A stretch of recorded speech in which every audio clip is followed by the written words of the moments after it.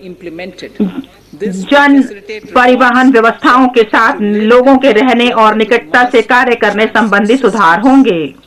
सार्वजनिक परिवहन परियोजनाओं और अमृत योजनाओं के लिए दी जाने वाली केंद्र सरकार की वित्तीय सहायता का लाभ टीओडी और टीपीएस के माध्यम से राज्यों को किया जाएगा। जहां तक भारत का विकास करने के लिए और शहरी नियोजन और डिजाइन में भारत विशिष्ट ज्ञान विकसित करने और इन क्षेत्रों में प्रमाणित प्रशिक्षण प्रदान करने के लिए विभिन्न क्षेत्रों में 5 मौजूदा शैक्षिक संस्थाओं को उत्कृष्टता केंद्रों के रूप में अभी चिन्हित किया जाएगा। इन केंद्रों को प्रत्येक के लिए 250 करोड़ रुपए की दाय निधि प्रदान की जाएगी।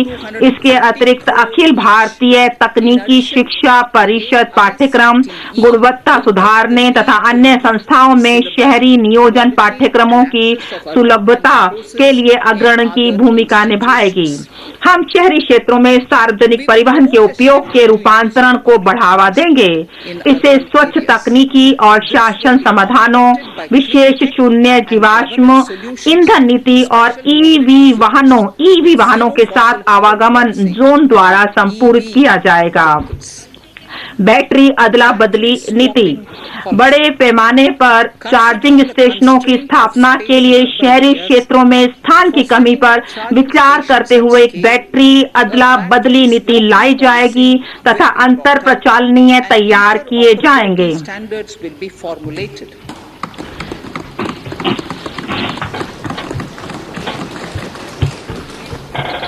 निजी क्षेत्र को एक सेवा के रूप में बैटरी अथवा ऊर्जा के लिए धारणीय और नव प्रवर्तनकारी व्यवसाय मॉडल विकसित करने के लिए प्रोत्साहित किया जाएगा। इससे ईवी पारितंत्र की प्रभावकारिता में सुधार होगा। भू संसाधनों का प्रभावी उपयोग एक सख्त अनिवार्यता है। राज्यों को अभिलेखों के आईटी आधारित प्रबंधन को सुकर और कारगर बनाने के लिए unique land parcel identification number अपनाने के लिए प्रोत्साहित किया जाएगा। अनुसूची 8 की भाषाओं में से किसी में भू अभिलेखों के लिप्यांतरण संबंधी सुविधा भी शुरू की जाएगी। एक राष्ट्र एक रजिस्ट्रीकरण सॉफ्टवेयर के साथ national genetic document registration system के अंगीकरण अथवा लिंकेज को रजिस्ट्रीकरण के लिए समरूप प्रक्रिया और विलेखों और दस्तावेजों के कहीं भी रजिस्ट्रीकरण को एक विकल्प के रूप में बढ़ावा दिया जाएगा। दिवाला और शोधन अक्षमता संहिता समाधान प्रक्रिया की प्रभावकारिता को बढ़ाने तथा सीमा पार दिवाला समाधान को सुकर बनाने के लिए इस संहिता में आवश्यक संशोधन किए जाएंगे। त्वरित कॉरपोरेट समापन, नई कंपनियों के त्वरित रजिस्ट्रीकरण के लिए अनेक आईटी आधारित तंत्र स्थापित किए गए हैं।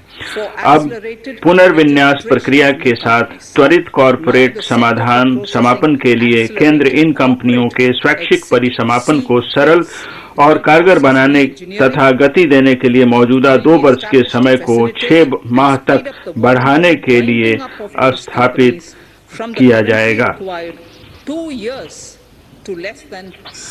सरकारी खरीद, हाल ही में सरकारी नियमों को अमृतकाल की आवश्यकताओं के लिए आधुनिक बनाया गया है।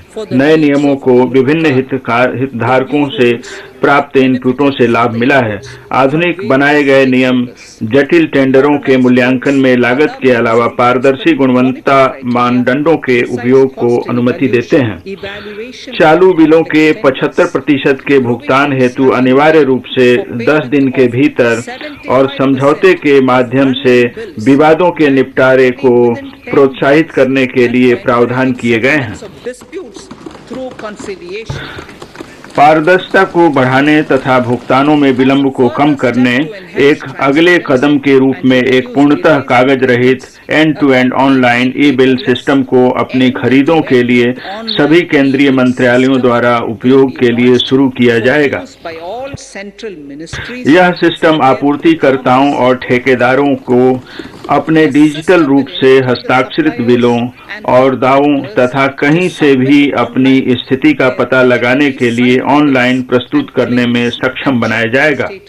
from anywhere. सप्लायरों और कार्य ठेकेदारों के लिए अप्रत्यक्ष लागत को कम करने के लिए बैंक गारंटी के लिए एक विकल्प के रूप में प्रतिभू बॉन्डों को सरकारी खरीदों में स्वीकार्य बनाएगा। Will be made acceptable व्यवसाय in ground जैसे run स्वर्ण procurements. आयात भी इसको उपयोगी पा सकेंगे। Business such as gold imports IRDAI ने बीमा कंपनियों द्वारा प्रतिभू बॉन्डों को जारी करने के लिए रूपरेखा बनाई है। for issue of surety bonds ABGC by insurance. प्रोत्साहन कार्यबल एनिमेशन, विजुअल इफेक्ट्स, गेमिंग और कॉमिक्स सेक्टर युवाओं को रोजगार के लिए बड़ी संभावना प्रदान करता है। एक ABGC संवर्धन कार्यबल सभी हितधारकों के साथ इसे प्राप्त करने तथा हमारे बाजारों और वैश्विक मांग को पूरा करने के लिए घरेलू क्षमता निर्माण के लिए तौर तरीकों की सिफारिश करने के लिए स्थापित किया जाएगा। दूरसंचार क्षेत्र सामान्य रूप से दूर संचार और विशेष रूप से 5G प्रौद्योगिकी समृद्धि और रोजगार अवसर प्रदान करने में समर्थ बना सकते हैं। अपेक्षित स्पेक्ट्रम नीलामियों को निजी दूर संचार प्रदाताओं द्वारा 2022-23 के भीतर 5G मोबाइल सेवाओं के आरंभ को सुकर बनाने के लिए 2022 में निष्पादित किया जाएगा। डिजाइन आधारित विनिर्माण के लिए एक योजना उत्पादन से जुड़ी प्रोत्साहन योजना के भाग के रूप में 5G के लिए एक